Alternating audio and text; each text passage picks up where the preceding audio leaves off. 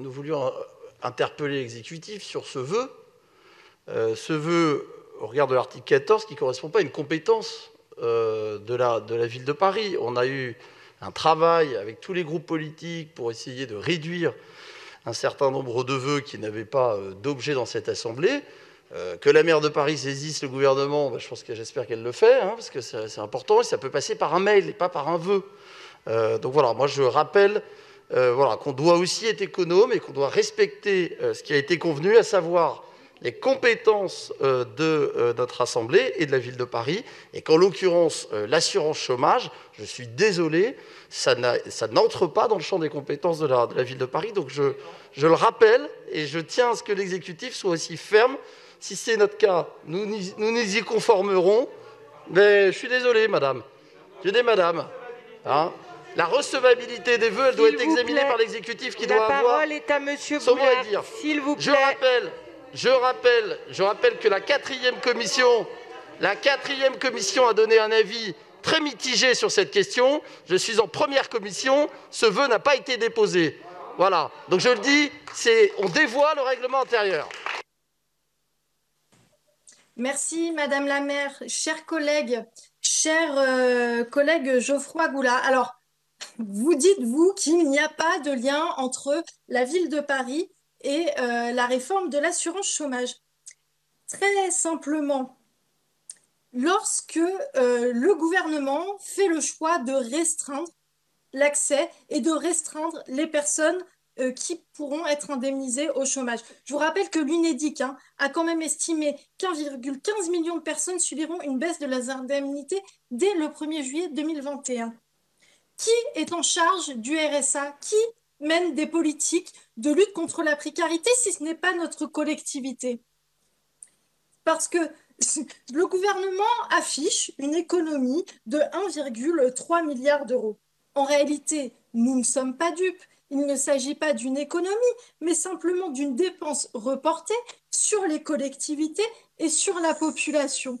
Car, et je vous le rappelle là aussi, le chômage, ce n'est pas une faveur, ce n'est pas un don, mais c'est bien un droit acquis par les cotisations des travailleuses et des travailleurs. Et donc oui, nous présentons ce vœu au Conseil de Paris. Et nous pensons qu'il a toute sa place ici, dans notre Assemblée, et que nous sommes tout à fait amenés à nous prononcer sur cette réforme qui impliquera et aura des impacts très lourds sur notre collectivité. Je vous rappelle le RSA... S'il vous plaît, Madame Naget ne vous entend pas. Donc, vraiment, là, c'est inutile. Et nous vous... Mais ça ne sert à rien. Vous avez eu votre temps de parole. Je vous prie de respecter celui de Madame Naget.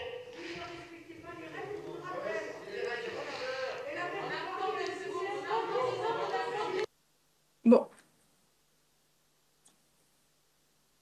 Alors que nous sommes dans une crise sanitaire sans précédent, avec une crise économique et sociale dont nous pouvons à peine mesurer l'ampleur, le gouvernement a décidé de faire des économies sur le dos des plus précaires. Madame Naget. Bon, écoutez, on ne peut pas parler dans ces conditions. C'est vraiment... Vous allez pouvoir reprendre, Madame Naget.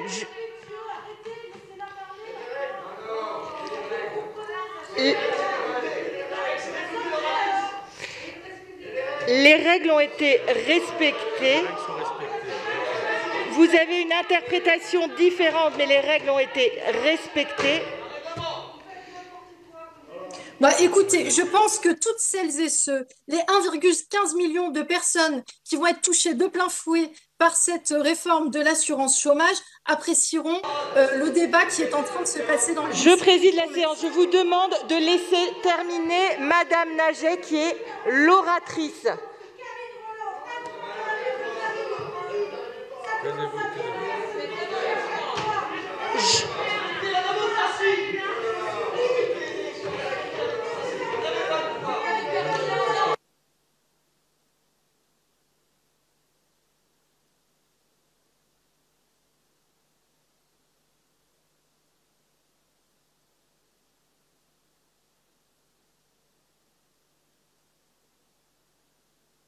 Bon, pouvons-nous reprendre? Merci. Madame Naget, vous en étiez à...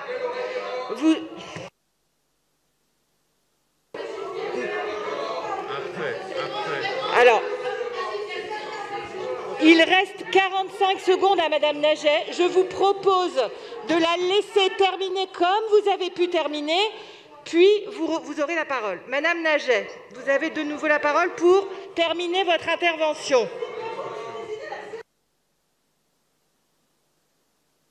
Madame Naget, vous avez... Merci, Madame la maire.